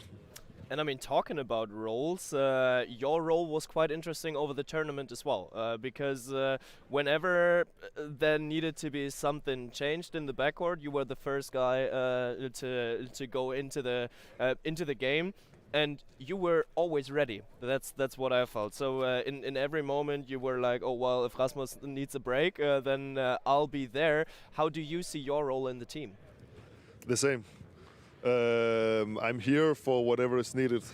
I think it's really important that when you come into a national team like the Danish, which have good players from the first 7 to the end of the bench, you have to accept that whatever role you have and you become, you have to be ready for. Even if it's 10 minutes in defense on number 5, I will be ready for that. If it's 30 minutes in attack, I'll be ready for that. I think it's a really important mindset to have because, as you say, we have so many good players and we have a playing style where when we're winning, why change it? Yeah. And then the guys at the bench just have to be ready to the moments where we have, like I say, we have so many good players also on the bench who in their team daily are the leaders, are normally ready to take on their responsibility. Of course, it makes it easier when you make the changes here, that the players are not new to the game in the big arenas. Everybody is used to the pressure, everybody is used to take on the responsibility, me included. So whenever I'm needed for whatever, I just try to stay ready. Sometimes it's also a matter of what the Danish team needs at the moment. In previous years, Lasse maybe mostly also been in defense, being the guy he put in, okay, we lack a little bit there, then they put Lasse in. We've seen his qualities for Fischer Berlin offensively also, where he can also contribute, but sometimes it's a matter of what is also needed. But I guess Lasse will play whatever is being told, you know, if whether it's right back, left back, or in defense, he will be there and showing his quality, and yeah. I mean, but it's tough to get to this position in the team when you are aware. It's a level of awareness. When it's a level of awareness that high, that you know you are ready to do and to jump in. It's not easy to get to that level. I mean, it's a privilege playing for Denmark, definitely, and it's a huge weight also playing for Denmark. But in other point of view, I mean, I don't know many teams and many players having that level of awareness that high, in the way that you know that you're ready for 5 minutes in 5 minutes, because as you're a player, you always want more. Let's call it like that. So it's very important to keep the team together in this kind of moments. I mean, from mental point of view, because you always think or you always want to get something more on the court. But in other point of view, it's beautiful to hear that. I mean, yes, no, but as you say, it's really. I think the first thing you have to do when you come into a Can you put the mic a little closer? Yes, of course. The first thing you have to do when you come into a championship like this, especially in a team like Denmark, before you go into the door, you put your ego aside. Yeah. That's how it is, because everybody here have big egos. I sit here and talk about I'll take whatever want me. Of course, I want to play 60 minutes because I feel I deserve. I can play 60 minutes here. Exactly. In this tournament. Yeah. But we have other players who also deserves it. My position, we have the best player in the world. Yeah. How can I complain? Maybe some of the other teams, whatever. But when you're in the Danish national teams, you put your ego aside, and then you do whatever is needed for the team here that we can make a win. And then we have plenty of time to play whatever you want to do it again when we come back in our clubs to get the normal roles and the intensity and everything. But for me, it's putting the ego aside and then just do whatever is needed here for the team. I think it's a big message for the other teams and all the other team athletes to follow your path because it's amazing. Yeah, and we do have one of the best players in the world right here sitting with us that we need to let go of, unfortunately, because the media is waiting for you. Lasse Andersson. Thanks for having me. Even though I'm German, best of luck for the game. Best of luck. I'm not sure I believe it, but thanks. I'm not, so best of luck. Cool. And then we're doing a little switch here from the left back coming to Hi, hello. Hi. Coming to the right wing, Niklas Kirkeløkke. A guy with a very special role in the Danish national team. Right wing or middle blocker? What shall we call you? Yeah, I don't know. Most of the time right now I'm right wing, and yeah, it's really fun. Actually, how do you like that role? So coming into the Danish national team, the right back situation is a difficult one, to put it like that. Sure. Yeah, but how do you? How easy is it for you to adapt to play the right wing? Because you're doing great. It's getting easier and easier, I think. In the beginning, the first championship, it was difficult, but now I've done it a lot of times, and of course, with more repetitions, then it gets easier and easier. And I feel like I got a lot more confidence when I play on the right wing now than I did before, and that just feels great.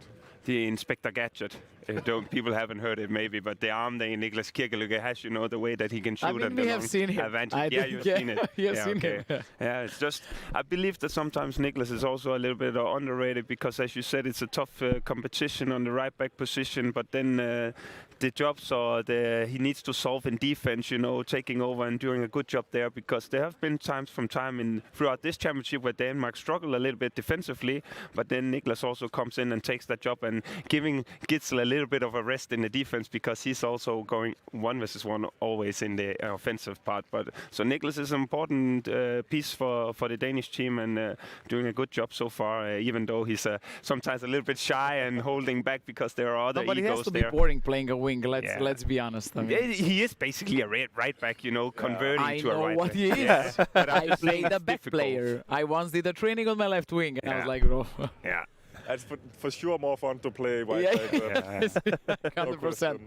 So, but I mean, as we're talking about it, of course, the right back position with Mathias Gitzel is always hard to come by there. But on the other hand, it just shows how versatile you are and how much you want to give everything for the team. So whenever there's a task coming, Niklas Kirkeløkke is the guy for it. Yeah, I hope so. I want to do everything for our team to win, of course. And I also, as you say, know that if I have to be part of this team, I have to be more versatile, because Mathias Gitzel is just outstanding. It's hard competing with him. So, yeah, I'm just doing my best to help the team. And, of course, my biggest duties are in the defense. So it often doesn't matter that much if I score or not in attack, because it's in the defense where I really have to help. Can you play line player as well? Or goalkeeper? I think goalkeeper more than line player, maybe. I had one training on the line, and it was really lucky that I was bad enough that I never have to do that again. So. It's just having in mind with all the injuries that Denmark is sadly having at the moment here. I actually do believe we had one game where we didn't have any line players together in GOG, where the guy who's sitting on the bench, Martin, you take the line then. So I actually had a game where I played as a line player, and normally I'm not. Did you lose? No, we won that game, but not because of me, not because of me on the line. Yeah, I was, throughout my entire career, I played the wrong position. Obviously, I should have been a live player, right?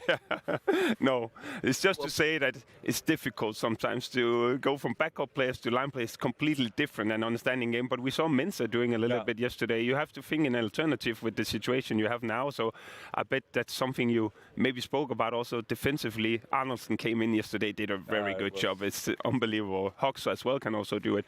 So I bet it's something you speak about in the team, having to deal with if one of the guys get a 2-minute suspension, which we saw both get yesterday. So it's probably a topic for you guys in the team.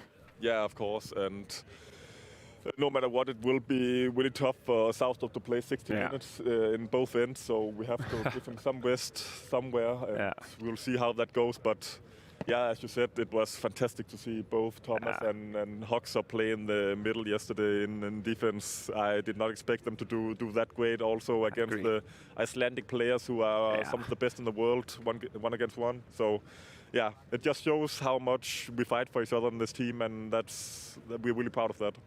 Iceland gave you a lot of pressure, the arena gave a lot of pressure, and generally pressure is a huge topic for the Danish national team. So I think it was 2024 where we have been talking about it in the podcast, where it stated from the outside, well, the duty of gold or the duty for gold or something like that. Now, ahead of the tournament, there was a documentary, I think it was by TV2, where they brought together multiple generations of Danish handball. Does that media pressure even get to the team, or doesn't it affect you at all? I don't know how much it affects us.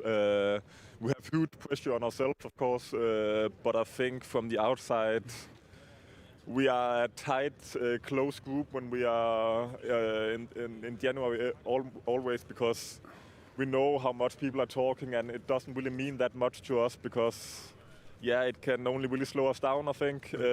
So I think the pressure is mostly from within our own expectations to each other is the biggest pressure point. But no, I don't think the pressure from the media and also from the fans, I just think it helps us more than it does the pressure. They want the title, they want the missing piece, but he's German, Niklas, so he's putting pressure on you now. Yeah, I need to put the media pressure higher as well. Well, you guys need to win gold and everything. I'm joking. I'm just joking. No, you're not.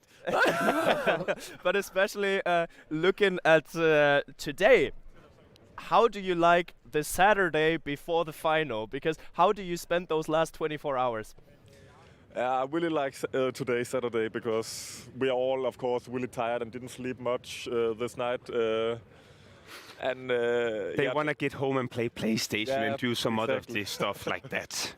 No, they can't go with the gold in their hands. Nobody stops them. True. That's the most It's going to be nicer to play PlayStation with the gold. A lot. All right. There's one last step to take for you guys there, and I said it to Lasse Andersson as well. Even though I'm German, wishing you the best of luck. Thank you. Best of luck. Cool. Niklas Kirkeløkke with us here. So thank you for having been around. Thank you. Bye. And we'll see whether we can get another Danish guest in here. But yeah, great to see Martin vibing with his old teammates. I mean, I wanted to say also, like, he was constantly talking. He didn't stop for a second. He was getting ready for this one also, no? Like 11:30, no? And then he was on fire. I think the whole last year, Martin was just preparing for this moment. Those are the moments he's actually living for. Look at him now. He feels the privilege that he can talk right now. You see? And then you're talking to me. He's taking more than 2 or 3 minutes for a conversation, so happy, you know? But I think he doesn't even know that his microphone is open all the time. No. So I hope that he takes care what he's talking, you know? Yeah. At least I'm hugging people saying, you are on fire. Oh, it's because I had to ask him because we were both invited to a wedding in Greece to May, whether he was coming or not. That's the only reason. I don't really know why these guys love you that much. Hi, hello. Hi. Great. Well, Andrea, you see, I cannot believe this is how it feels like. This is wherever he wants all the Danish players next to himself. Hi, nice to meet you. Hi, welcome. I skal bare tage en mikrofon hver. Martin is exaggerating. Can someone control Martin, Og det er jo please? engelsk nu. Oh shit, man. It's actually because some of the other guys we had in the studio, they spoke about the worst table tennis players. And then they thought maybe inviting two of them. No.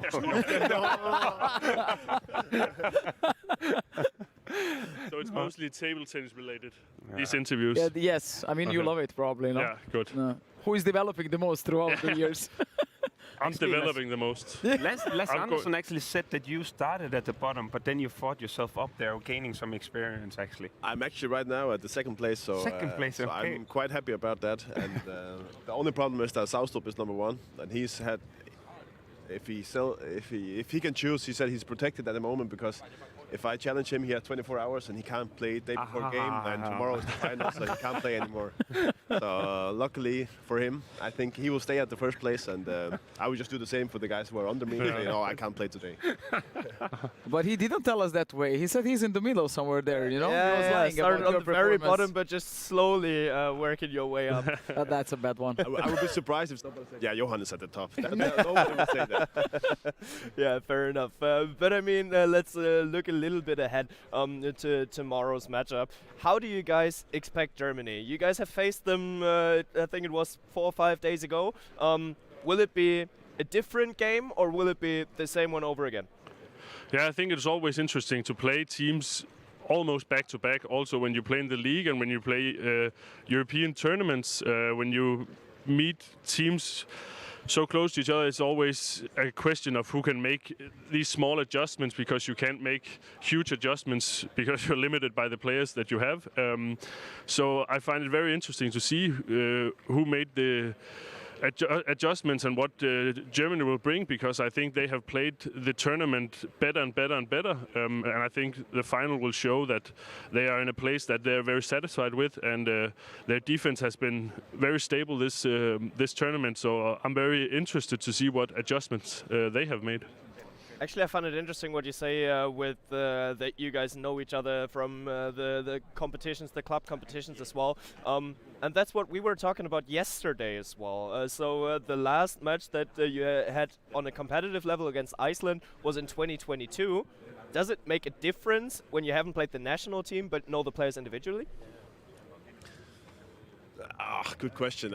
Maybe a little bit, because it's a different combination of players who are playing together. But most of all, in Iceland, especially if we talk about them, they have some backcourt players who actually play together and at the club level as well. So when we play against Magdeburg, for example, it's almost the same play as systems that Iceland use. So in that way, it's luckily for us yesterday a little bit similar, and we had Saustrup as well to say us all the moves, all the signs, what they call everything, and he of course is training with them every day, so that was an advantage for us for sure. But the other way around, like Lasse also said, we know all the individual competences from all the players, and all the teams nowadays play almost the same system. So of course there are some small changes, but most of all, it's a lot of duels and line players who go away, and that's for us and a good advantage when you know the system. And so in that way, it can be an advantage, also a disadvantage when you know the players really well. Yeah, and I mean, Denmark still tries new things with their system. So as we have been seeing throughout this tournament, the 7v5 became more popular for you guys. I wanted to look at the perspective from Nikolaj Jakobsen there. How important is it for you as a team that he, into this squad full of world class, can still bring in new inputs? I think it's extremely important, because I think this team has been winning for a couple of years now, and I think it's a good sign to show, also from a trainer's perspective, that you're never really satisfied. You have to develop, or else you will fall behind. You see all the other teams come closer and closer and always beat each other here, and we also lost a game to Portugal this tournament. So it goes so fast. If you don't try to develop and try new things and try to get better, you will fall behind. Even though you have won the last couple of years as Denmark, you have to develop. You have to find new rhythms. You have to find new surprises for the opponent. So yeah, I think it's extremely important that a trainer has the mindset that we have to develop. Even though we're winning, we have to get better. We have to find new adjustments to figure out how we can get better. Are you feeling the pressure of the media, or you're putting the pressure on yourself? Excuse me?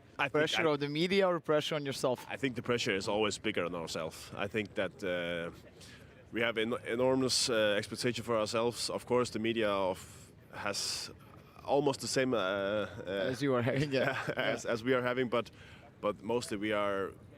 When we started this tournament, everybody looked each other in the eyes and said that nothing else than gold is satisfying for us. Most of all, we have to play good handball, take game after game. But in the end, if we didn't go to the final, it wouldn't be a success for us. That we have to. Yeah. Nothing other than gold. It's crazy big one. Yeah, really. But it's crazy beautiful also. I mean, also being in that position bring this together also. Yeah, but we have the team for it, and if we play these tournaments, we know how difficult it can be. We lost a game in the group phase, and we had some challenges on the way, and the main group as well. But in the end, we are here to win. And for me personally, I can just say if we weren't in the final now, we will be disappointed. Yeah. Really tough, do believe it is. And the whole Jyske box. I mean, the media always have a tendency to write things and put pressure on, but the expectation within the team of the Danish national team is that there is a missing piece and this kind of last championship, and they have the hunger in the team, and they put the pressure on themselves in a healthy and a good way, because they won that last title and they're only one match away. And from my side as a Danish guy, I just want to say good luck at least. Well, and with that, we relieve you into your off day, because we still have the coach waiting, and we don't have it. We have them waiting for you, so that you guys can get prepared. We're also more important than the coach. Win this tournament. We wish you the best of luck to win also table tennis and tomorrow. Thank you so much. I think Lasse has one challenge left. I think he's at the bottom right now, and he wants to go close to the bottom. Places up. I'm close to the bottom. Move a bit away from the last place. That's when you're playing tomorrow, just always think about it. There's nothing more important than the table tennis tournament. So with that being that's said, the real pressure. That's the real pressure. We relieve you, guys. and thank you for having been around. Best of luck tomorrow. Thank you very much. Don't leave me hanging now. Best of luck. That could have been the worst clip of all time. Best of luck. Bye. Oh, Bye. sweet. What a statement to end it here with. Nothing but gold would be satisfying for us, and they're in it to win it. Yeah, I mean, that was a crazy one, but I mean, we know that.